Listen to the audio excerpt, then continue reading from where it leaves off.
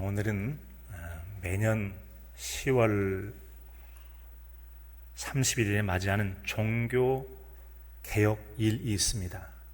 그 하루 앞둔 오늘은 우리가 금년에 종교개혁주일로 지켜가고 있죠. 10월 30일 1517년 10월 31일 그때 이후로 올해가 505주년이 되는 종교개혁주일이죠. 잘 아시는 것처럼 1517년 10월 31일 독일의 가톨릭 신부였던 마르틴 루터가 독일의 비텐베르크 성이라고 하는 그 성문, 사람이 출입하는 문 있죠. 문에다가 95개 조항의 글들을 써 붙이게 됩니다. 그가 이처럼 써붙인 이것이 계기가 돼서 오늘날 종교개혁이라고 하는 역사를 우리에게 물려주게 됐는데, 이 같은 그 내용, 그 붙였던 내용들은 면죄부가 문제가 있다. 속죄에 대한 문제인데요. 인간의 죄를 용서받는 것에 대한 문제가 있고, 교환권을 비롯해서 그리스도인의 신앙생활에 참된 바른 길이 무엇이냐에 대해서 이 문제를 좀 함께 논의했으면 좋겠다라고 하는 그런 의미로 붙이게 되었던 것이죠. 당시 교황은 레오 10세 혹은 레오 대종이라고 불려진 레오 10세 교황이었는데, 그 당시 교황은 이제 오늘날 우리에게 베드로 대성당으로 알려져 있는 로마 바티칸에 가면 엄청나게 큰 그런 성당, 우리 교회 건물은 쏙 들어갈 정도로 큰 건물이 있어요. 그런 베드로 성당을 짓는데 많은 돈이 필요했죠.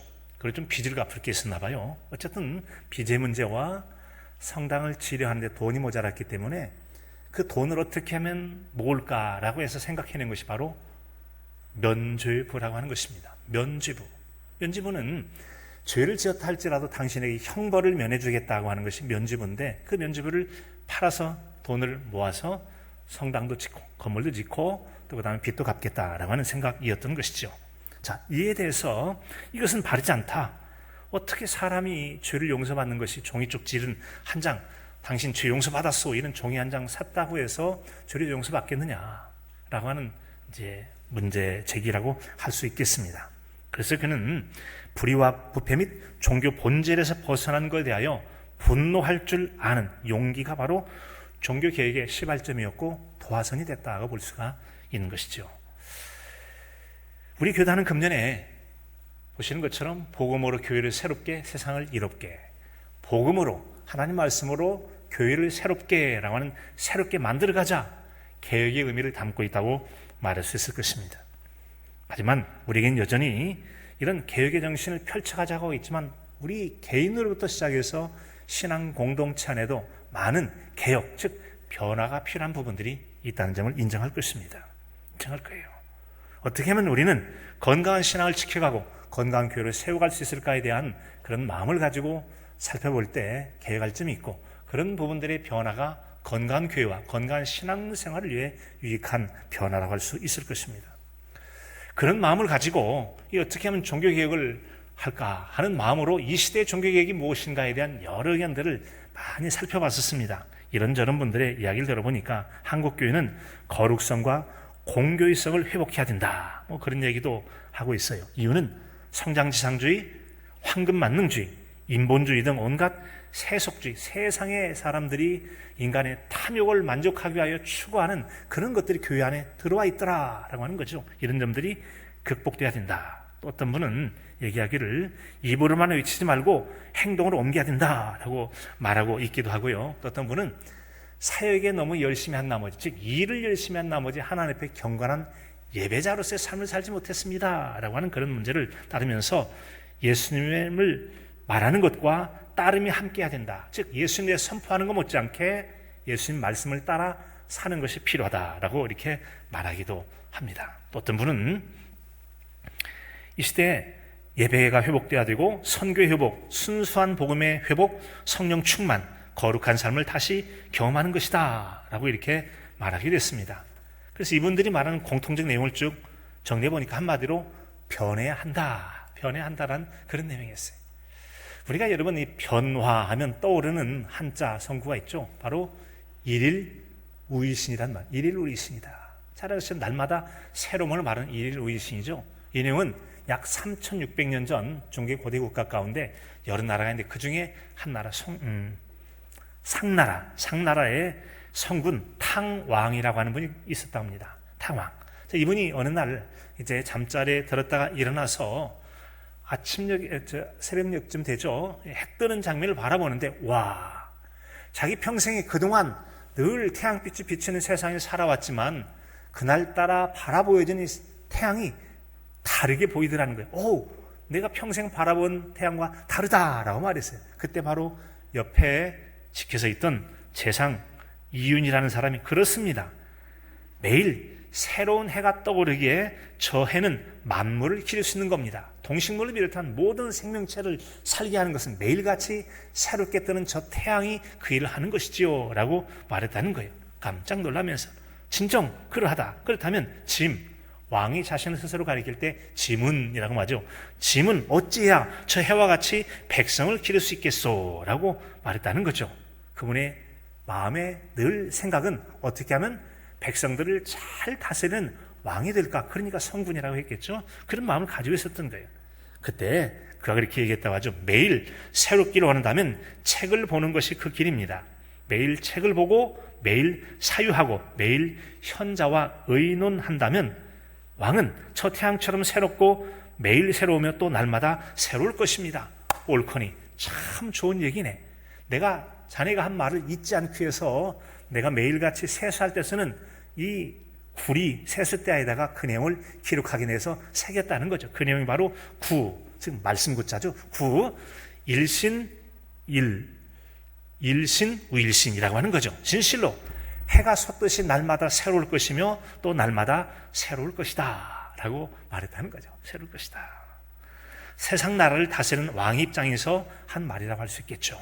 세상이 지혜로운 말이에요. 그렇다면 우리와 같이 예수 그리스도를 믿고 하나님을 섬기는 그리스도인에게 있어서 어떤 말을 근거로 삼아 살아갈 때 우리가 새로움을 이루어갈 수 있을 것인가 라고 하는 것이죠.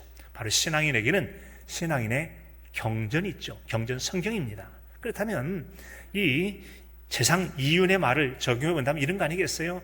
매일같이 책을 읽고 세상 지혜로운 책도 읽어야 되죠. 경영하는 사람은 경영에 대해서, 기술하는 기술, 신앙인에게는 특별히 성경을 읽고라고 하는, 성경을 읽고 책을 읽고 매일 사유하며 라고 하는 이 말을 또 신앙이 되면 성경을 읽고 매일 묵상하며 시편에 있는 1편 말씀처럼 주야로 묵상한도다.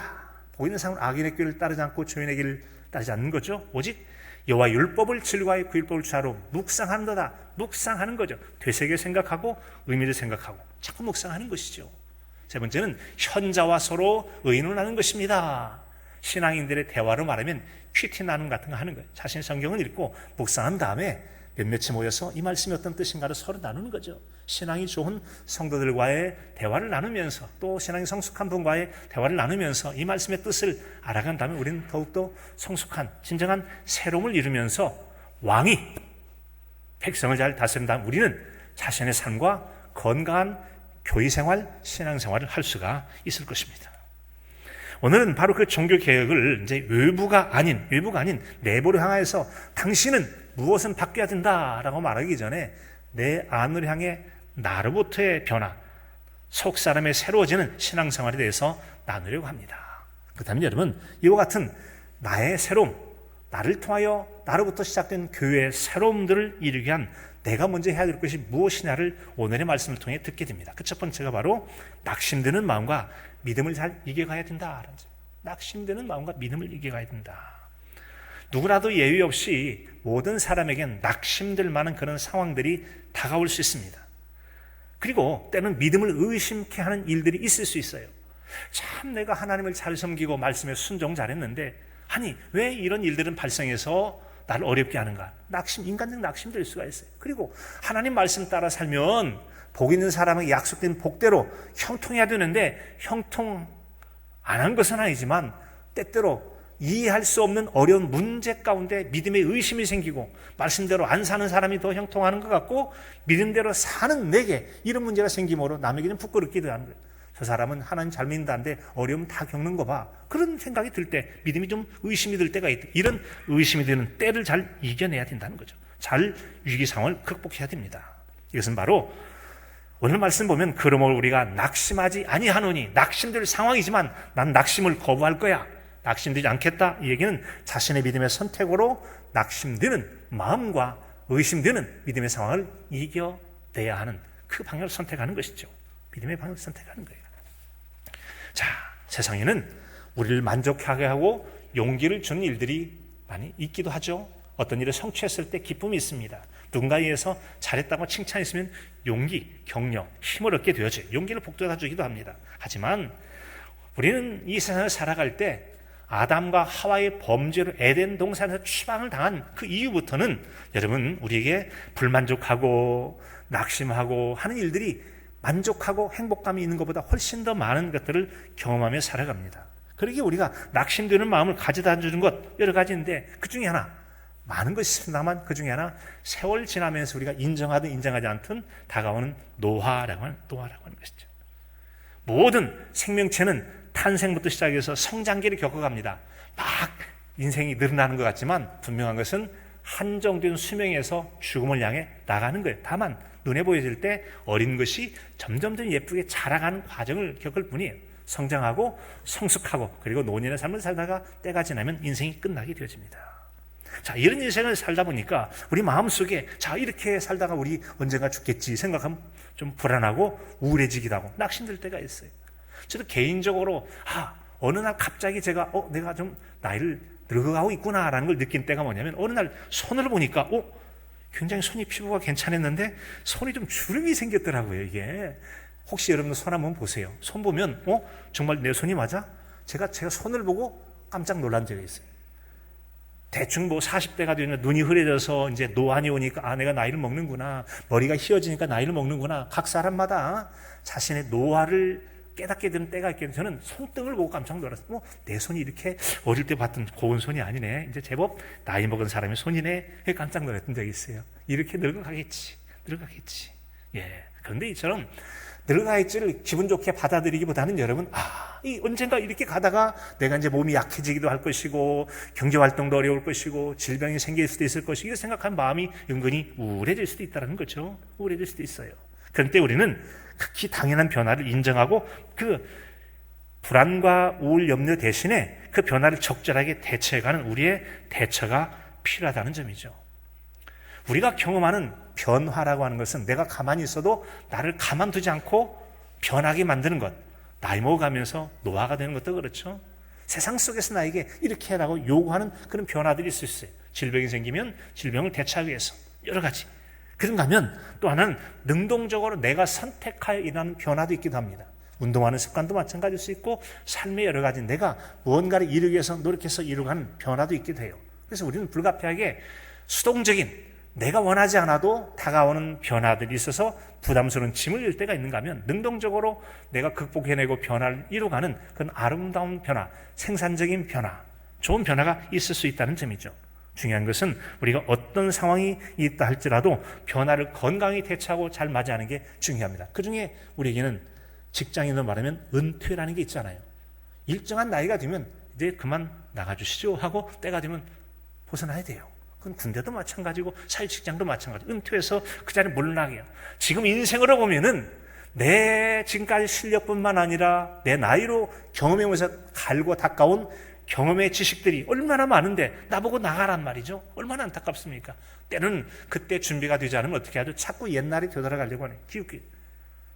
은퇴하면 물러나야 되는데 자꾸 들어오는 것은 은퇴가 준비되지 않아서 그렇다. 건강하게 대처하는 준비가 우리에게 필요하다 할 수 있는 것이죠. 준비는 필요한 것이죠.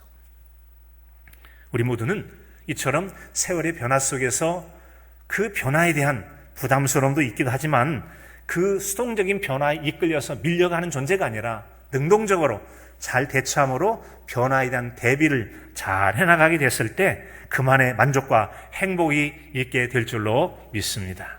그런 삶이 건강 행복한 삶을 이루어가는 비결 중에 하나예요. 두 번째는 낙심하게 하는 것 때문에 소망을 붙잡아야 될 것을 말씀해 주고 있습니다. 낙심하는 상황 대신에 소망을 붙잡아야 된다. 우리는 같은 상황, 똑같은 상황이라 할지라도 어느 면을 집중해서 바라보느냐에 따라서 그 상황을 다르게 볼 수 있어요. 자, 모든 사람에게는 각각 이 인생에 그 과제라는 게 있습니다. 유아기 때는 오줌 똥 싸는 게 여러분 숙제잖아요. 말하는 게 숙제, 쫑크 가면 자기 물건 정리정돈하는 게 또 숙제기도 하고, 또 이제 공부하는 게 숙제고, 취업하는 게 숙제고, 시장가 하는 게 숙제고, 뭐 노년을 준비하는 게 숙제고, 각 연령에 따른 과제라는 게 있어요. 과제.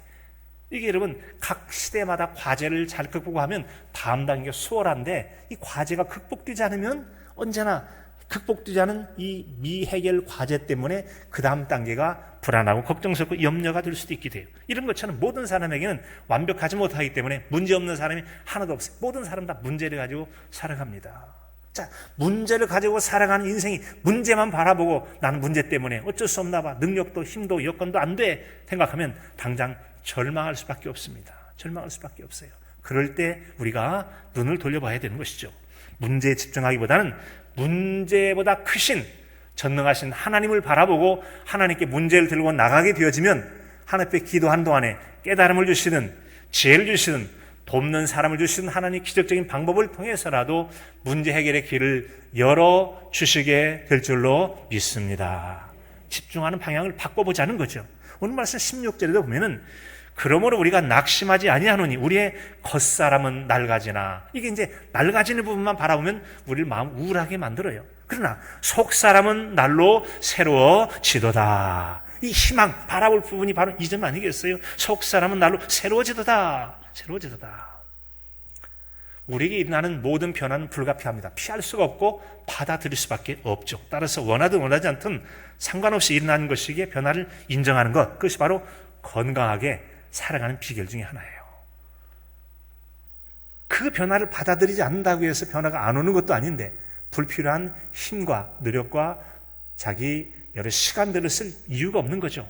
손해요. 그냥 늙어가는구나. 자, 손이 늙어간다면 어떻게 하면 좋아요? 어떻게 하면 좀 늦게 늙어가려면 전 아직은 하지는 못하고 있습니다만 크림을 바르고 한다든지 하면 좀 낫죠? 보습제를 바르면 낫습니까? 잘은 모르겠네요. 제 피부가 좀 손등이 좀 그래서 예를 들자면 그래요. 예를 들자면 그렇다는 겁니다. 그런 것처럼 문제가 무엇인 것을 사실로 받아들이고 그에 대해 적절한 대처를 하는 것이 잘 살고 건강하게 사는 것이다. 낙심된 마음이 아닌 변화가 주는 소망을 주목하며 변화를 수용할 때 낙심된 마음을 이기고 소망하는 일에 힘과 용기를 얻을 수 있는 것이죠. 그래, 세월 지나니까 조금 몸이 낡아져 간다. 그렇지만 우리에게는 얼마든지 새로움을 얻어서 새로움으로 충만해질 수 있는 행복한 방향이 있다라는 점들을 받아들이는 거죠. 이것은 곧 겉사람이 노쇠해 가는 수동적 변화와는 달리 속사람 날로 새롭게 하는 능동적 수고를 통해서 변화를 만들어가게 된다면 우리는 정말 새로움을 얻게 될 것입니다. 자, 이 새로움에 대해서 생각할 것. 우리는 성경 말씀에 보면은 믿음의 주요 온전하게 하신 예수님을 바라보자라고 성경 기록하고 있습니다. 그리고 빌립보서에 보면은 너희 안에 이 마음을 품어라 곧 그리스도 예수의 마음이니라고 해서 예수로 된 마음을 품는 것이죠. 속사람에 관련된 것입니다. 그래서 우리가 믿음의 장사한 분량에 충만한 데까지 이르길 원하는 이 말씀을 가지고 살아간다면 우리는 굉장히 내면을 향한 속사람의 새로움을 소망 중에 붙잡고 나갈 수가 있게 될 것입니다. 제가 이제 70주년 기념의 찬양 이제 보면은 믿음의 좋은 나무로라고 하는 가사가 있습니다. 믿음의 좋은 나무. 이것은 이제 성경에 있는 말씀을 이제 옮겨 놓은 것인데요. 그 나무는 그 열매로 보아 그 나무를 알 수 있다라고 그랬어요. 열매로 보아 나무를 알 수 있다. 즉, 나무가 좋으면 좋은 열매를 맺게 되고 나무가 나쁘면 좋은 열매를 못 맺어요. 나무가 좋아야 좋은 열매를 맺을 수 있어요. 그런데 세상 나무는 한번 고염나무는 고염밖에 못 열고 대봉은 열어요. 그런데 좋은 나무, 나쁜 나무 품질이 좋아지진 않는데 좋은 나무가 나빠지는 경우도 보긴 봤어요. 그것은 대추나무 같이 열매를 잘 열다가 오가리병이 걸리면 좋은 나무 열매가 작거나 안 열게 되어지고 건강한 일부분만 열리는 것을 봤을 때 나빠지는 경향이 있긴 한데, 그런데 말이죠, 사람의 성품적인 변화에 있어서 믿음의 좋은 나무는 사람을 얼마든지 좋아질 수 있다는 점이죠. 우리가 태어날 때 가난할 수도 있고 성품적인 면에서는 여러 가지 부족할지라도 예수 그리스도와의 만남과 성령님의 역사가 있으면 얼마든지 새로워지고 좋아질 수 있을 줄로 믿습니다. 좋은 나무가 될 수 있을 줄로 믿습니다. 믿음의 좋은 나무로 두 가지 열매를 설명하잖아요. 첫째 열매는 뭐죠? 믿음의 열매, 두 번째는 성령의 열매. 믿음의 열매는 뭡니까? 성경에 기록된 말씀을 따라 믿음을 가지고 살 때 말씀이 현실로 약속으로 이루어지는 것. 말씀대로 살았더니 말씀이 우리에게 이루어진다면 그 믿음의 열매를 맺는 사람이죠. 이런 사람은 그 말씀을 따라 자꾸 살아가다 보면 내면 가운데 그래, 하나님 말씀대로 살면 반드시 승리하게 되어 있어요. 왜? 하나님은 살아계시고 살아계신 하나님은 언약에 신실하셔서 절대로 거짓말하는 분이 아니셔. 당장은 말씀대로 살면 손해보고 바보같이 느껴지고 때는 무시당하는 것 같은데 결국은 말씀대로 사는 것이 승리하더라. 이 믿음의 열매를 맺어가는 사람이죠. 믿음의 열매를 맺어가는 사람이다. 이게 그런 소망을 붙잡고 살아가는 것이죠. 또 성령의 열매 맺으니, 성령의 열매는 뭐죠? 성령이 임하셔서 우리를 새롭게 하시는 성령의 9가지 열매 같은 경우, 사랑과 희락과 화평과 오래 참음과 자비, 양선, 충성, 온유, 절제 같은 열매, 특별히 성품의 열매. 자, 여러분 잘 아시는 것처럼 많은 경우에 사람들이 어느 한 가지 약점 때문에 많은 다수의 장점들이 허비되거나 또 그것들이 폄훼되는 경우가 있기도 해요. 우리는 독일의 리히비라고 하는 리히비 법칙이 있죠. 최소량의 법칙인데, 그릇이 있다면 여러분 그릇 가운데 나무 조각을 붙여서 그릇을 만들었다면 어느 한쪽에 나무 조각이 짧으면 물은 가장 낮은 선에 의해서 다 물이 흘러내리게 되어 있잖아요. 그게 바로 최소량의 법칙입니다. 가장 약점이 되는 부분 때문에 장점되는 많은 부분들의 것들을 허비하게 되어진다. 이게 최소량의 법칙입니다. 성품이 그런 거 아니겠습니까? 정말 다른 재주도 많고 뭣도 많은데 이 성품, 양심적인 면, 도덕적인 면, 여러 가지 것들, 어느 한 가지 결정적 약점 때문에 좋은 장점들을 다 허비해버려요. 손해를 보게 되죠. 그래서 문턱을 넘지 못하고 성숙의 단계로 나가지 못하는, 항상 성숙의 문턱에서 넘어져서 코만 깨지고 또 안타까워. 그게 이제 바로 우리에게 있는 바로 소망중에 붙잡고 변화될 그런 부분 아니겠습니까? 그런 부분이라는 것이죠. 바라기는 성령님의 도우심의 은혜를 따라서 잘 살아감을 통하여서 우리가 궁극적으로 이제 바울 사도의 빌립보서의 말씀 본다면, 나는 아직 자본절을 여기지 아니하고 오직 한 일, 즉 뒤에 있는 것은 잊어버리고 앞에 있는 것을 잡으려고 푯대를 향하여 그리스도 예수 안에서 하나님의 유에서 부르신 부름의 상을 위하여 달려가노라. 소망을 붙잡고 나가게 된다는 거죠. 이런 삶을 살 때, 소망을 붙잡을 때 진정한 승리의 삶, 참된 변화의 삶을 살아가게 될 줄로 믿습니다. 세 번째는 일시적인 것이 아닌 영원한 것을 주목해야 된다라고 말씀해 줍니다. 일시적인 것이 아닌 영원한 것을 붙잡아야 된다. 일시적인 것은 한마디로 썩은 동아줄과 같은 것이죠. 썩은 동아줄. 우리는 썩은 동아줄이 아니라 영원한 동아줄, 믿음의 동아줄을 붙잡아야 되겠죠. 햇님 달림 이야기처럼 이런 썩은 동아줄을 붙잡고 올라가면 끊어져서 떨어지게 되잖아요. 그러나 썩지 않은 좋은 동아줄을 가지고 하늘에 올라가는 것처럼 여러분, 우리는 믿음의 동아줄을 붙잡게 되어진다면 영원한 약속에 이르는 은혜에 이르게 될 줄로 믿습니다. 그 내용을 바로 17절로 18절에 들려주잖아요. 우리가 잠시 받는 환난에 경한 것이, 잠시 받는 환난, 어려움에 가벼운 것이 지극히 영원한 영광에 중한 것, 영광의 아주 무겁고 놀라운 것들을 우리에게 이루어줄 것이다, 이르게 합니다. 우리가 주목하는 것은 보이는 것이 아니요 보이지 않는 것이니, 보이는 것은 잠깐이요 보이지 않는 것은 영원합니다라고 말씀해 주고 있습니다. 하나님의 모든 피조 세계는 시작이 있습니다. 태초에 하나님이 천지를 창조하시니라. 시작이 있어요. 모든 시작이 있는 것은 반드시 끝이 있게 되어 있습니다. 끝이 있게 되어 있어요. 그래서 영원히 존재하는 것은 세상에 없습니다. 다만 영존하시는 하나님 이외에 영원한 것은 없습니다. 다만 우리 인간이 볼 때 시간이 길고 짧을 뿐이지 시작 있는 것은 반드시 마침의 때가 있다라는 거죠. 자, 그런데 그런 유한한 세계 속에 사람도 살아가기 때문에 우리는 천년만년 살고 싶지만, 안타깝지만 우리는 그렇게 살 수가 없어요. 유한한 인생이에요. 잘 살면 120살을 살 수 있어요. 잘 살면 120살을 살아요. 자, 120살을 산다 할지라도 끝이 있잖아요. 이처럼 우리는 유한한 인생인데, 유한한 인생을 하나님께서 믿음의 세계로 초대한 다음에 우리를 영원한 세계로 초대해 주십니다. 신앙 세계는 유한한 우리를 영원한 세계로 초대해 주는 은혜의 길이 되는 줄로 믿으시기 바랍니다. 우리 예수님 말씀에도 요한복음 3장 16절, 믿는 자마다 멸망치 않고 영생을 얻게 하려면, 영생이 뭐예요? 영원히 사는 거잖아요. 요한복음 3장 16절에 말씀하는 그런 말씀 아니겠어요? 영생을 얻게 하려 했습니다. 그런 것처럼 그 소망이 영원한 것 같고, 우리에게 너무 무거워서 감당치 못할 것 같은 세상의 고난과 역경과 어려움들을, 아니야, 이것은 잠시 잠깐이야, 언젠가 지나갈 거야 라고 하는 마음을 가지고 이길 수 있는 힘을 주는 거죠. 우리가 영원한 그런 생명으로 약속받은 존재로서 지금 내가 당하는 것은 영원한 것에 비하면 너무도 짧고 하늘의 영광이 무거운 걸 생각하면 가벼운 것에 불과해 해볼 만해. 맞서 싸우는 힘도 있고 맞서서 상황을 변화시키고 하는 새로움을 이뤄갈 수 있다는 것이죠. 그것은 잠시 받는 것에 가벼운 것에 불과한 것이다. 그래서 잠깐 보이다가 사라질 눈에 보이는 세계를 주목하는 것이 아니라 보이지 않는 영원한 세계, 하나님의 나라, 천국을 주목하는 우리로 살아야 돼요. 천국을 주목하는 저와 여러분의 삶이 되시길 간절함으로 축복합니다. 그런 믿음을 가져야 크고도 중한 영원한 것을 우리에게 선물로 받지 않겠습니까? 100년을 살아보니 책 잘 아시잖아요. 김영석 교수님 올해가 103세신데 지금도 1시간 써서 강의를 한다고 그랬죠. 100세 시대 말하는데 그분처럼 건강하게 살 수만 있다면 100살도 살만할 것 같아요. 그분이 한 인터뷰에서 행복을 어떻게 하면 찾을 수 있습니까? 라고 물을 때 행복하고 싶은데 행복할 수 없는 사람이 있습니다. 어떤 사람이 행복할 수 없느냐? 정신적 가치를 모르는 사람은 행복할 수 없습니다. 물질적 가치만 추구해서는 행복을 모릅니다. 행복하려고 돈도 얻고 명예도 얻고 지위도 얻고 힘도 얻으려고 하는데 그런 것만 가지고 참된 행복을 얻지 못합니다. 진정한 행복은 정신적 가치를 얻을 때 된다라고 그랬어요. 정신적 가치를 얻다.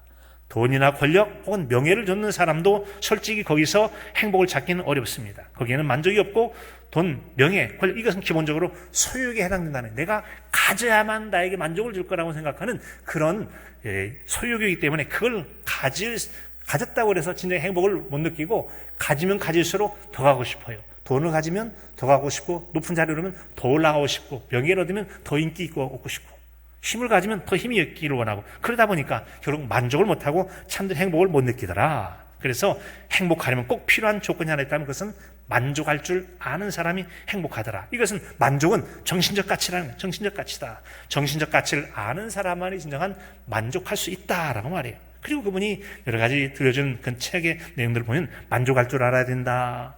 마음의 그릇을 넓혀야 된다. 노년의 건강은 50대부터 관리해야 된다. 일하고 공부해야 건강해진다. 가치 있는 인생은 60세 이후에 온다. 정신이 건강해야 육체도 건강하다. 이기주의자. 자기 욕심밖에 모르는 사람은 불행하다. 만족할 줄 모르면 불행하다. 만족할 줄 알아야 행복할 수 있다. 대부분의 것들은 정신적 가치죠. 정신적 가치로서 만족할 줄 아는 사람이 행복할 수 있다. 이것은 우리에게 영원한 것을 소망케 하는 의미 있는 말씀이라 할 수 있어요. 이런 말이 있더라고요. 100세 시대에 나이는 장애물이 아니다. 당신은 나이만큼 늙어가는 것이 아니라 당신의 생각만큼 늙어간다. 나이를 먹는다고 늙어가는 게 아니라 나는 벌써 이만큼 먹었어 라고 생각하고 그 나이에 맞게 살면 그렇게 늙어가는 거예요. 그런데 이팔 청춘이란 여러분 갈렙 같은 경우 85세에도 이 산지를 내게 주셔서 85세 청년 같은 마음을 가지면 육신이 청년처럼 되지는 않을지 모르지만 많은 부분의 육신이 뒷받침해서 청년 같은 삶을 젊음 가지고 살아갈 수 있다는 거죠. 젊음처럼 살아갈 수 있다. 노년의 삶은 우리가 특별히 천국에 대한 소망이 더욱더 분명해지고 그리스도의 거룩한 신부로 영혼과 육신의 성결함, 바울 사도와 같이 위에서 뿌리신 부름의 상을 위하여 그 상으로 충만한 그 삶을 준비해가는 삶이 된다면 노년의 삶이 얼마든지 간에 할 일이 많고 겉은 외적으로 직장이라든지 육체적 활동은 제약을 받는다 할지라도 내면 세계로서의 무한한 만족을 줄 수 있는 그런 변화를 추구해 갈 수 있을 것이라는 점이죠. 사랑하는 성도 여러분, 내면의 만족을 추구해 가듯 속사람의 만족, 영원한 것들을 추구해 가는 우리 모두 있을 수 있기를 진심으로 축복합니다. 지난 주간에 주보를 내면서 그렇게 했었습니다. 이제 이번 주, 오늘이죠. 다음 주에 우리 이제 39명의 임직자들이 안수를 받게 됩니다. 피택을 받아서 교육을 마친 안수받을 39분 뿐만 아니라 성도들께서도 같이 새벽을 깨워서 기도함으로 그를 도우시기 바랍니다. 라고 제가 주부에 광고를 냈어요. 그런데 제가 월요일, 화요일 날 새벽 기도 못 나왔어요. 치료를 받고 있는 중이라 제가 새벽 기도 인도하지 않잖아요. 그런데 잘 나오다가 월요일, 화요일 못 나왔어요. 그때 생각했죠. 적어도 제가 해외 선교를 나가도 나간 분들에서 우리에게 똑같이 새벽 기도를 하거든요. 그런데 개인적으로 안 할 이유 없는데 안 됐어요. 그때 결론이 뭐냐면 나 혼자는 새벽잠 하나 깨워 일어날 수 없는 존재다. 아내 같은 경우 이제 조금 회복을 위해서 잠깐 앉으려면 오죽해서 피곤해서 그랬겠어 하고 내버려 둔다는 거죠. 그래서 이제 문제란 거죠.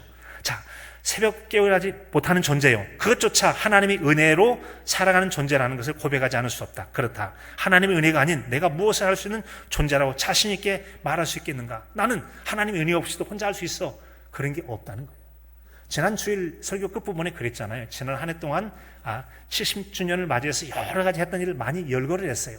어찌 보면 제 마음을 제가 지금 적은 거예요. 이렇게 했어요. 지난 한 해 동안 일을 대략 정리했다.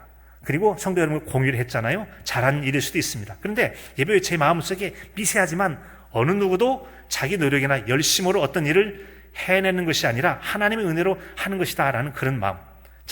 자, 그런 마음을 제가 전하기도 했어요. 이런 내용입니다. 그런 많은 일들은 여러분의 기도와 하나님의 은혜로 됐습니다라고 말하긴 했지만 속으로 약간 어떤 마음이면 내가 열심히 해서 됐지라는 마음이 조금은 남아있다는 거죠. 그 마음이 있었어요.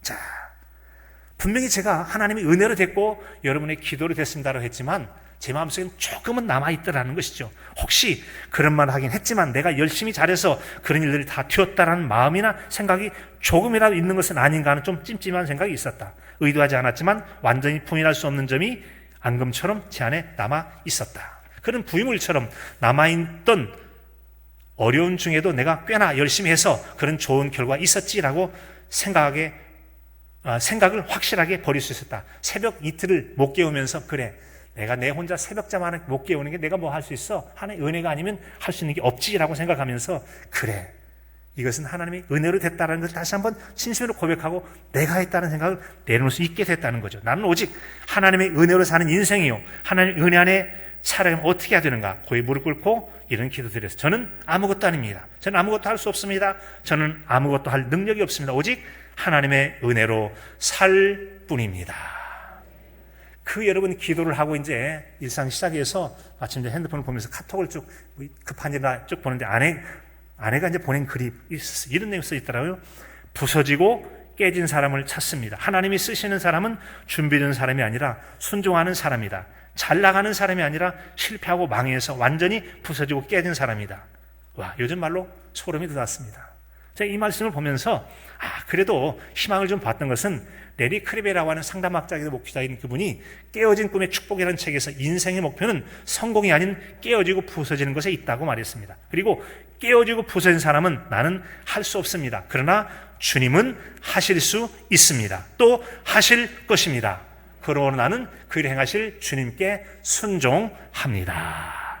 절대적 순종의 원리를 설명하고 있어요. 그때 볼 때 내가 기도의 자리에서 일어나서 기도했던 내용하고 레리 크리베에 말했던 깨어진 꿈의 축복이라는 내용과 내용이 똑같네. 그래 생각하면서 아직까지는 제가 하나님 옆에 쓰임받을 만한 가능성이 있음을 생각해 보았습니다. 가능성이 있음을 생각해 보았습니다. 여러분, 우리는 보이는 것이 아닌 보이지 않는 영원한 것을 사모하는 믿음으로 살아가야 될 줄로 믿습니다. 시간이 됐으니 말씀을 정리하겠습니다. 그리스도 예수의 십자가 복음 안에서 외부로 향하는 마음을 나로 향하여 나로부터 속 사람의 아름다운 변화로 날로 새로워지는 은혜를 이루감으로 나로부터 시작된 종교개혁이 교회 안으로 그리고 이것이 세상을 이롭게 함으로 하나님을 영화롭게 하고 우리의 복됨을 아름답게 이루가고 영원한 생명의 중한 하나님 나라에 모두 참여하게 되는 복 있는 저와 여러분의 신앙의 삶이 될 수 있기를 간절함으로 축복합니다. 하나님 아버지 감사합니다. 외부로 향한 마음을 나로 향하여서 내 속사람의 변화로부터 진정한 변화를 통하여 개혁이 시작되게 해주시고 교회와 세상을 이롭게 함으로 영원한 하나님 나라의 그 풍성함을 누리는 데까지 나아가는 복 있는 우리 모두에게 하여 주시옵소서. 예수 그리스도의 이름으로 기도하옵나이다.